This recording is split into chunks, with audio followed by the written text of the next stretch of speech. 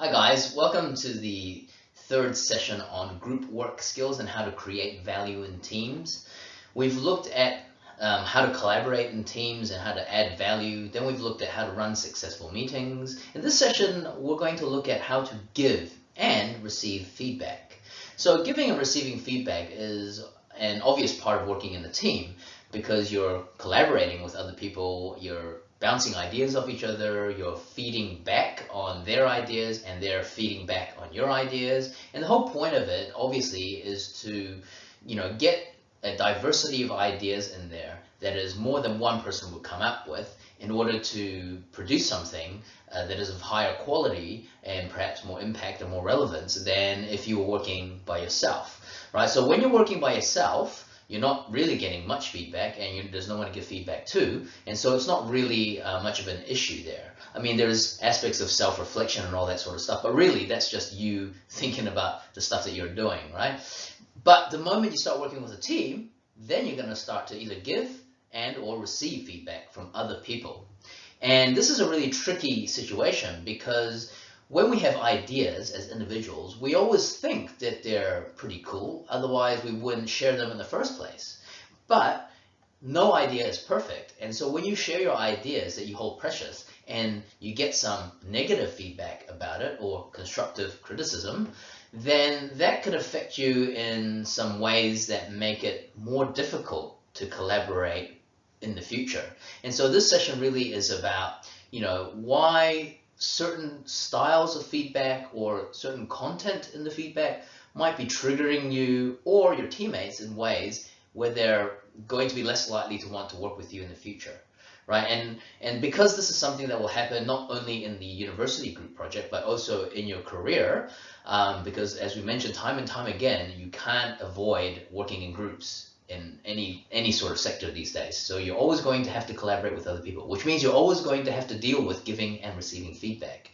And so if you have an issue receiving feedback, or if the feedback you're giving always comes back with a little bit of defensiveness, then this session should be of particular interest to you.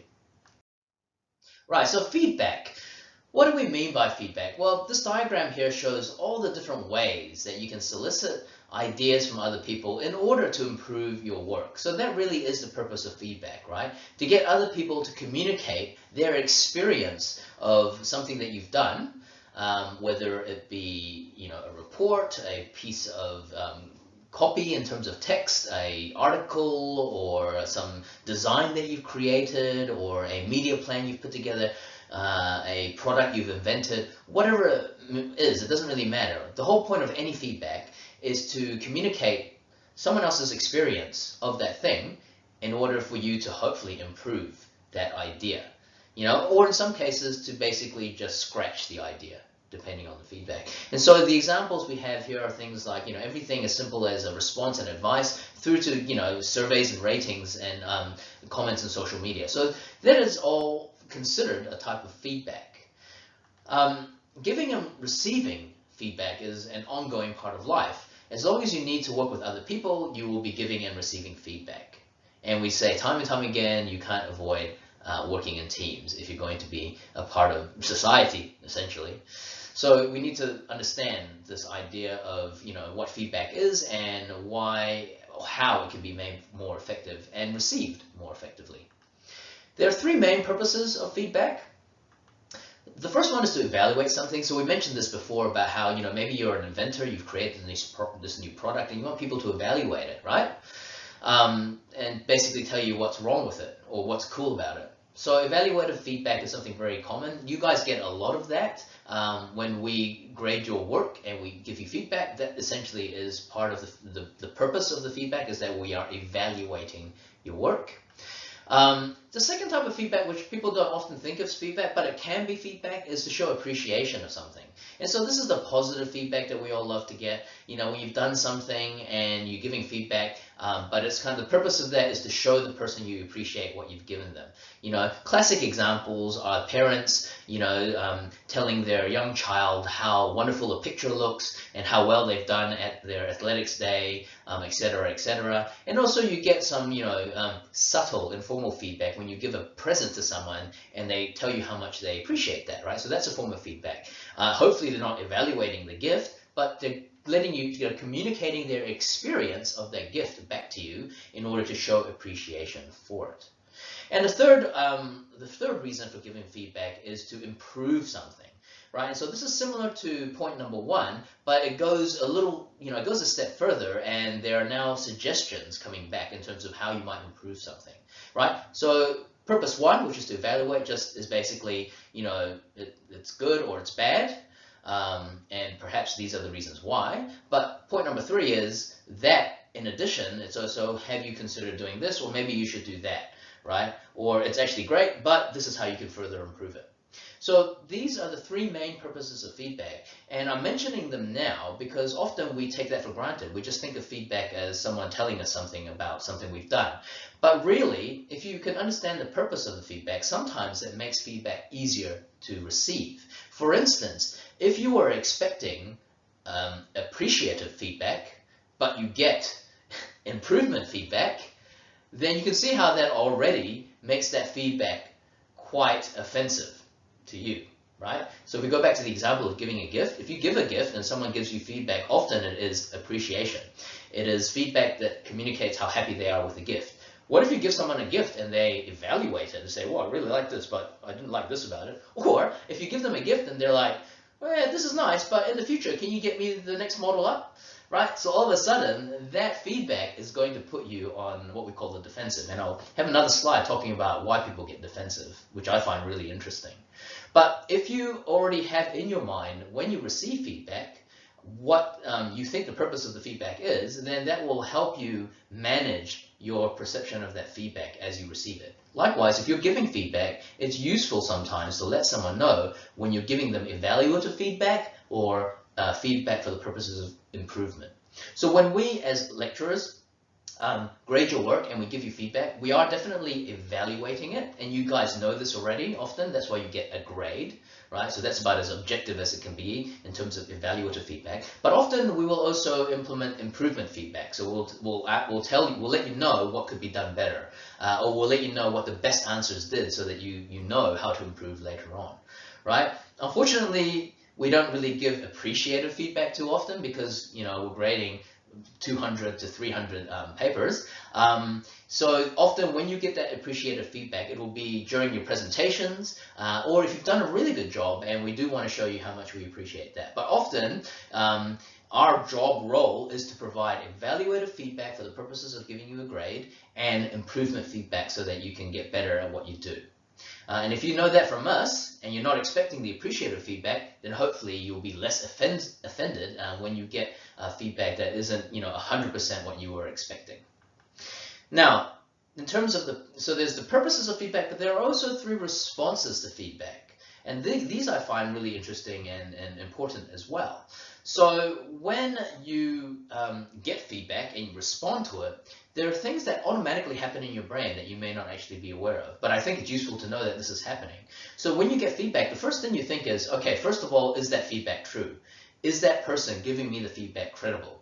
Do they have, I guess, the qualifications or the experience and the understanding of my work, whether it be a product or a report or an essay? Are they able to give me, is the feedback they're giving legit? That's the first thing you think, right? Because if you present something and someone that you think has no qualification, has no idea, gives you feedback, then you're immediately like, well, doesn't matter, I don't need to listen to them, right? So credibility is important. Classic example, if you think about yourself, is if you, submitted your essay to your little brother or sister and they give you feedback on it, well, you immediately sort of think, well, are they credible to be commenting on my university level essay? If yes, then okay, that you treat that differently. If no, you treat that completely in a different way, right? The second thing then is the relationship between the person giving the feedback and yourself. So the second thing that you subconsciously do in your mind when you receive feedback is you think, do I trust that person? So what is the reason they're giving me the feedback? Are they trying to put me off my game, or are they trying to improve me? Do I trust them, right? And if you trust them and if they're credible, then obviously you should receive that feedback far more graciously and productively than if you think that they're A, not credible, or B, you can't trust them. And so, a good example is, okay, so I have to give feedback on the reports and projects you submit to me because I'm the course coordinator, right? And I'm hoping you think I've got the credibility because I have been teaching for a while and I've got a PhD in marketing, etc., etc. So I hope I've ticked off the credibility response. The second thing is, do you trust me when I give you feedback? And I hope the answer is yes, because there is no incentive for me to give you really, really, really positive feedback when it's not true, or really, really, really negative feedback if it's not true, right? It's not like I get paid more if I give positive feedback more. Likewise, I don't get paid more if I give more negative feedback. But imagine if I did. Imagine if lecturers got a $50 bonus for every A+ they gave out. What do you think would happen then? How credible would my feedback be, and what would the relationship be between a lecturer and a student at that point, right? You would probably trust me less, and you probably think I'm less credible, right? Which is why we, thankfully, don't get paid for every A+ we give out, and we don't get paid to fail people. So, hopefully that's a good example of, people's responses to feedback and why credibility and relationship are two important facets that people, sometimes subconsciously take into mind when they receive feedback. And the last thing that affects your response to feedback is your identity. And this relates to the next slide on defensiveness and how that affects receiving feedback effectively. So identity means that when you get feedback, first you think, okay, is this stuff true? Does the person have the street cred and qualifications to be giving me feedback? Second thing is, do I trust them? And the third thing is, okay, well, how does this feedback now affect me as an individual receiving that feedback, right? How does it affect my identity? How does it affect my life? Is it feedback that will fundamentally change how I think of myself? Is it feedback that will make my life really difficult because I have to do a whole bunch of stuff now? If so, then your response to that feedback is going to be far more negative, right? On the other hand, if it's feedback that says, that makes you feel really good about your identity and affirms all your strengths that you already have, then you're going to respond to that feedback far more positively, right? And so those three things, I think it's also helpful to keep in mind as you receive feedback next time. Right, now I'm going to talk about feedback that triggers. Now, I know this is a trendy word, being triggered, but realistically, when we get feedback or when we give feedback, there is often this likelihood that it will trigger a defensive response in a person. And by defensiveness, we mean that feeling you get when you get the feedback and you feel maybe a little bit hot under the collar, maybe you feel your heart rate elevating or your breath shallowing down, you might feel a bit sweaty, maybe clammy palms. So this is an actual physical response that indicates to you that you've just heard something that you don't quite like, right? And this defensiveness prevents you from being able to accept that feedback and to actually improve the work. So if we recall in the previous slide, we talked about the main purposes of feedback. And 2 out of 3 of those purposes is to evaluate and to improve your work. And often when you get feedback that tells you how you could do something better or that evaluates something you've done, you may feel a little bit defensive because, as I mentioned before, we share our ideas when we already think they're pretty cool, and when we put ourselves out there and share an idea and we get some feedback returned to us that says that it could be better or it wasn't so good, then it's natural to feel a little bit defensive, to become a little bit defensive. What makes people defensive? So this really clever psychologist, Will Schutz, in 1958, came up with this model of, I guess, relationships called FIRO, F-I-R-O. So you can Google that when you've got the time. But one part of this model essentially states that everyone likes to feel likable, competent, and significant, right? And so what makes people defensive is when they receive feedback that they think is credible, that comes from a person they care about, that makes their identity feel like it has been challenged in terms of likability, competence, and significance, right? So have a little think about that right now, about the last time you got feedback that all of a sudden made you feel defensive or made you, have that physiological response where you're like, oh, I don't like what I've just heard. and therefore I'm not going to accept the feedback, I might ignore the feedback, and then really you're not improving on the feedback that the person's taken the time to give you. Because you have to remember that if you trust that person, the credibility of the person giving you feedback, and you trust the relationship that you have, that they're not just trying to be mean or gaslight you in some way, if those things are true, then really the person is doing you a favor by giving you feedback, because they've taken time and effort to look at the thing that you've just asked them for feedback on.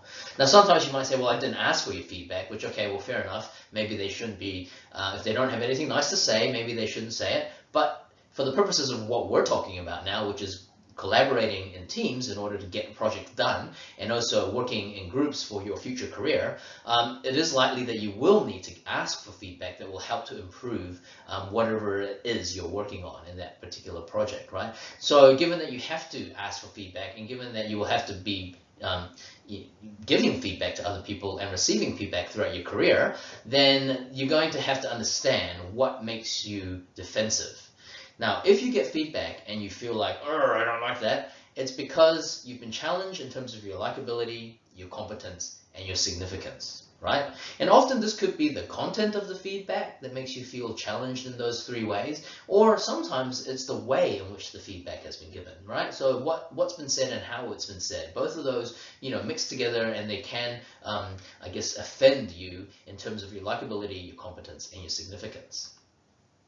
So one way to avoid that is to consider what you can do better in the future, right? And so you have to remember that whenever you get feedback, it's only, you're essentially getting feedback on the worst possible iteration of the product or the project at that given point in time, right? That thing can only improve after feedback. So the feedback you receive, don't take it personally. Just admit that the product is not perfect yet, and it can only improve. And so the feedback really is about the worst possible variation of that product at that certain time, or the report that you've written, or the project that you've submitted, right? Because moving on from that, if you were to do it again, then you can guarantee that that project or that essay or that report or that project is bound to get better, right? Because you've got the feedback to make it better. And so if you think of the future rather than dwelling on the present or the past, that makes you less likely to be defensive, because all of a sudden you're going, okay, yeah, I get it, it's not perfect, that's the whole point of feedback, and so therefore I'm going to make it better. And this thing is not that great because it's the first time I've done it, or maybe it's the second time I've done it, whatever it might be, you can always improve. Right, so if you get a grade that you're not happy with, if you get a mark that you're not happy with, if you get feedback on a presentation you've given that's not 100% perfect, then know that the feedback is arriving to you as a reflection of that product that you've just made at its worst possible iteration, because it can only ever improve from that point forward.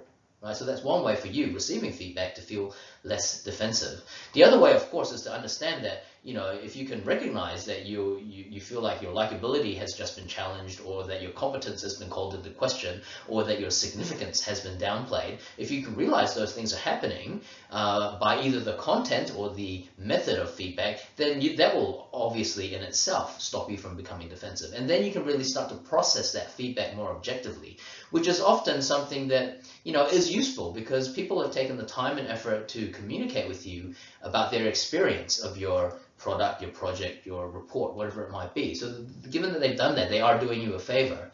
The other thing is, when you're giving feedback now, consider these same things. So when you give feedback, make sure you're giving it in a way that minimizes the potential to hurt someone's likability, to challenge their competence, or to question their significance, right? If you're aware that people, no matter who they are, will always want to be likable, competent, and significant, then when you give feedback, you can do it in a way that does not affect those three things. And therefore, they don't feel like you're offending them with your feedback, that you're just talking about the product or the report or the project at hand. Similarly, if you take a future-focused feedback approach, then you are not basically dwelling on stuff that they should have done or could have done. You're focusing on how they can improve. So the classic example is like, if I bake a cake and it fails, you don't need to tell me that the cake right now sucks, because I can tell it sucks, and you telling me it sucks probably doesn't help, right? So what we can do is try and figure out what made it fail for the future. So this is where, stock phrases like, hey, this was really great.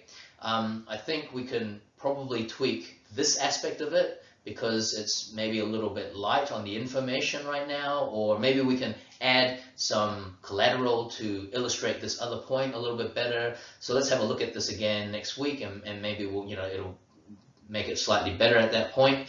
So don't tell them what they've done wrong over and over again. Just focus on how do they improve it so that it keeps getting better.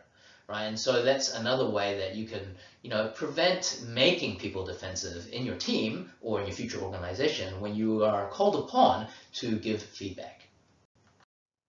Right, I'm going to finish this session on giving and receiving feedback with an activity that you can do at home before your next team meeting or before the next time you have to give or receive feedback. I want you to think about the previous feedback you might have received in a course or at your work. And I want you to think about the concepts that we covered in terms of being, defensive, or the mental steps that you go through in terms of figuring out if the feedback was credible, the relationship between the feedback giver and you as a receiver, or vice versa, and how that feedback affects your identity in terms of challenging your likability, significance, or competence. So these concepts, I want you to think back to that feedback that you received. Does that now change the way you look at the feedback you did receive? It's particularly useful to think about previous feedback that was triggering you to become defensive, right? Did you remember, can you remember or recall from your past some feedback that you received and you've just been like, you've kind of like didn't really act like yourself and you reacted to it quite badly? Maybe some of these concepts that we've covered in this session can help you, unpack what actually happened there. And then hopefully moving forward, make you less likely to react defensively to feedback that you receive, and also help you give feedback in a better way that stops people going on the defensive. Because if you give feedback and you insult someone's likability, significance, or competence in the way you deliver the feedback or in the content of the feedback, then they are not going to listen to you and not want to accept your advice in terms of how to improve. And they might not even want to collaborate with you in the future as well. Right? So these are really important skills that a lot of employers value. They term these as like soft skills in terms of being able to just collaborate and work with other people in an organization. And we have all experienced in our own group work people that take feedback very badly, very defensively, or people that give feedback in a really aggressive way that makes you go on the defensive straight away. And we know how unpleasant that is to work with people like that, and how you don't really want to collaborate with them in the future, right? And so hopefully this session will prevent you guys from doing that to anyone, but also be able to cope with feedback that you're receiving now that you know what's going on in the psychology of feedback response. So, just going to wrap up now. In terms of, thinking about feedback, it's useful to remember that it is just the communication of one person's experience of another person, right? And so this means when you get feedback, let's say you hand in a report or an essay, all feedback is someone telling you what they think of it, right? It's just what they're just telling you their experience of it. And because you can't control how someone experiences your report or your essay or your project, you should not feel that it's a personal attack when they give you some feedback on how to improve it or if they evaluate it, right? So it's never personal, and it should never be personal. If someone makes feedback personal, then they're not doing it right. And you can call them out on that. You can say, well, look, I feel like you're kind of attacking me as a person. Can we focus on the actual task, right? So, feedback done correctly is just the communication of one person's experience of another person, whether that be another person's essay or another person's presentation or another person's product pitch, another person's business idea, business plan, whatever it might be, right? So it just is. And so it's kind of like emotions in a way. And there's this famous saying where emotions are data, they are not directions, right? Emotions are data, not directions. So that means that when you feel something happening, it's not, you don't have to act on it straight away. It's just information saying that you're feeling something because something important's just happened, but it doesn't mean you have to act the way the emotion's telling you to act, right? And I've got some examples coming up of what really separates, I think, humans from animals, or the most basic animals, right? So feedback is a similar way. Feedback is just something, it's data coming in. You don't actually have to do anything in that feedback. Like sometimes it's probably advisable to follow that feedback, because often feedback is given by someone that might be a bit more experienced, have a little bit more credibility, have, higher qualifications, whatever it might be. But at the end of the day, you are your own person, so you don't have to do everything that is being suggested by that feedback. And it's kind of up to you as you learn and grow as a business person to figure out, okay, when do I do the feedback that is being suggested, and when can I ignore it? And this goes back once again to those ideas of, is it credible? What's the relationship between you and the feedback giver? And hopefully how it affects your identity is now being placed a little bit more to the side, right? And so, and often I tell my PhD students, look, I'm giving you feedback, but the thesis is yours. So you can choose to ignore my feedback, or you can accept my feedback. It doesn't really offend me too much, because I've done my job. I've looked at the work, I've evaluated it, and I'm offering some suggestions for improvement.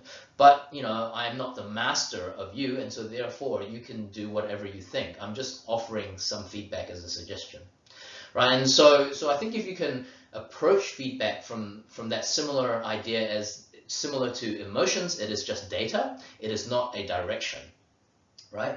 And so when it does become a direction, when it's your boss telling you to do something, then that becomes a little bit different, right? And even in that, there is a way of telling people to do stuff that is not going to offend their sense of likability, significance, or competence. But often with feedback, it's a little bit more soft and collaborative, and it is positioned, or should be positioned, more as a suggestion rather than a directive. And within your own teams, that definitely should be the case, because you're all basically a team of equals. You shouldn't be telling people what to do within your team. It should just be feedback phrased in a very diplomatic and collaborative fashion that helps improve the work. And if we think back to that thought experiment I asked you guys to do, which was to think of yourself as the least important person, that is another way that you can accept feedback for what it is and focus on making the project better. So this example I have here of the cat. So this is an example of how, cats give feedback, but they do it in a way that's very hostile, right? And those of you that have cats will know exactly what I'm talking about, right? You'll be patting the cat, and all of a sudden, whack, it doesn't like you patting it anymore, right? So this is feedback that hopefully as a human, you're not doing. But because a cat is an animal, they can't control the feedback that they give you. It literally is, I'm liking it, I hate you now, right? And so that's why I find this picture really interesting and funny as a way of trying to frame how not to give feedback. So when you're giving feedback, don't lash out and claw at the person you're giving feedback to, right? Try to be collaborative. Try not to insult their sense of likability, significance, or competence. The other animal example I have is a horse, and this is a picture of a horse bolting.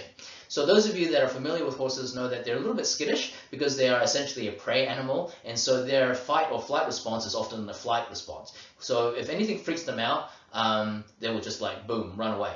And the thing to consider this is it ties back to my comment about emotions, right? So a horse bolts when it fears something. So when it sees something or hears something that freaks them out, they experience fear as the emotion, and their instinctive response is to bolt or run, which causes them, and usually the person on top of them, huge problems, right? And this is because they are taking the emotion as a direction and not as data. And we can't blame a horse for that, because they're not, in my mind, as clever as people. And so one of our main skills, humans, is our ability to take a breath and not respond to emotions. Unless we're talking about a life and death situation, often there is no excuse just to react on your emotions, right? Particularly in a business and professional setting. Now, I'm not saying you can't feel sad, you can't feel angry, you can't feel happy. No, you can feel all those things, but there is a difference between feeling those things and acting on those things. So emotions are data, not directions. When you feel angry because someone's giving you feedback, or when you feel sad because someone's giving you feedback, you can feel that. No one can stop you from feeling that. But you can control the way you respond to that emotion. And so if you're angry, you shouldn't lash out like a cat.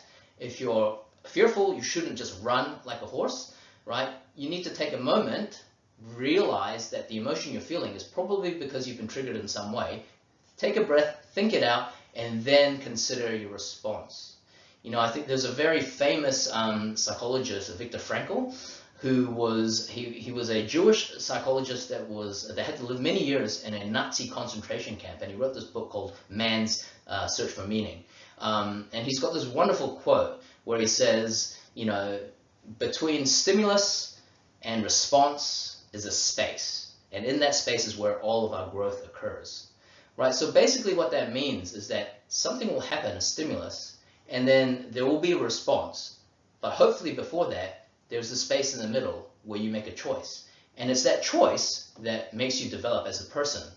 You know, so if we look at this in terms of business or in terms of university, you will get feedback, which is the stimulus, and you will want to respond to it in some way. Hopefully before you respond, you've considered that space in the middle where you're processing it. And that's what really separates humans from animals, because for animals, there's basically stimulus and response. There's not much space for choice. You know, the more intelligent animals, we'd like to think, do have a little bit more space where they can choose how they want to respond. And the very basic animals, or the ones that are triggered by heightened emotions, like a horse that's bolting, they basically get a stimulus and they respond straight away. And often, it's the response that causes more problems than the stimulus itself. So a classic example with the horse is fireworks, right?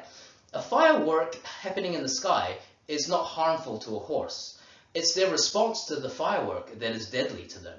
And so when there's a firework, it spooks the horse, they experience the emotion of fear, and they respond, and they run into a fence and tangle themselves up and kill themselves, break a leg, whatever it might be, right? And so this is a case where the response, which is an overreaction, is far more dangerous than the actual stimulus was in the first place. And you, as business people, need to be aware of this, because you will get stimulus that will trigger you in some way, and you'll feel like responding, and it's that response that's going to get you into more trouble than the actual stimulus, right? You might get feedback from a boss that is making you feel angry. You could respond, and you'll probably regret it, or you could take that space in the middle, consider it, and make your choice. Acknowledge that the emotion you're feeling, which might be anger at that point, means that something is triggering you. Think about, is it because of your likability or significance or competence was challenged? And then approach that feedback, respond to it in a far more thoughtful and considered manner. And that really is the difference between a professional and people that, you know, can't hold it together in the workplace. Right? And so we are hoping that you guys, being representatives of the University of Auckland, once you graduate, will have this ability to take the time in that space between stimulus and response and portray yourselves as the true professionals that we hope you will become. So there's two things you can do to respond to feedback in a proactive, positive, collaborative way. If you do this to any feedback, it will make you a much nicer person to work with, and it will therefore make people want to work with you, want to employ you, etc., etc. So the first thing you do is always thank a person for their feedback, because you have to remember that they've taken the time and effort to actually pay attention to what you're doing. You know, so unless you've ascertained in the relationship that they're, you know, out there to hurt you and to be mean, you know, which is hardly ever the case, most people are doing feedback for you as a favor. So thank them. And the second thing you can do is to ask for clarification. Especially if you start to feel like you've been triggered in some way, you want to then clarify what the feedback is and be very objective about it and task orientated, right? If it feels like they're saying something to you in the feedback that makes you feel like you're not competent, then ask for clarification about what they mean on that point, because maybe they're not obviously trying to challenge your competency, they've just said it in a way that you didn't understand, which made you think that they're challenging your competency, right? And so if you ask for clarification, that will not only tell them that you're appreciating their feedback and taking it seriously, but hopefully it'll help iron out any of those, you know, issues that might be causing you to respond in a defensive manner. So I hope these tips and this particular activity will help you reflect on the feedback you receive, and most of all, you know, improve the way you give and receive feedback in the future. Thanks, guys.